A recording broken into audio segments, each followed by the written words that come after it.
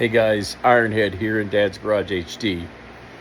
I wanted to talk to you a little bit about air pressure in your tires. Here in Texas, it's almost 100 degrees.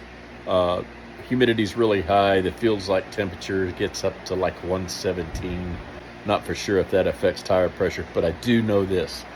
My tire pressure warning lights went off on my 2024, and I checked them, and they were within the specs of the book. So I got to reading a little further, and here's what I found out. Although your tires pressure is listed here in this chart in your book, and I just wanted to concur with the book, it's 36 for the front, 40 for the back on the pressure, and that's cold. That's cold pressure when it's ambient temperature. That when they're warm, like you've been riding, and I had been riding just a little bit before, maybe rested for about 10 minutes, 15 minutes, and noticed I had a tire pressure warning light. I checked it. It was within the spec. In fact, it was 41 pounds on the back, and it still had the warning light. Is that when you have an ambient temperature of a certain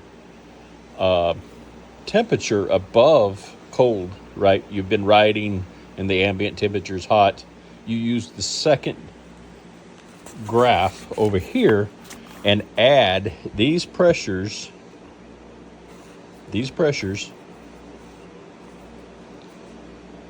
according to the temperature. So what I had to do is add 7 pounds because the temperature was 89 degrees, 88, 89 degrees. So I added 7 pounds to the 40 and aired it up to 47, and the light went off. This goes to show, man, I've been riding for years and never knew that.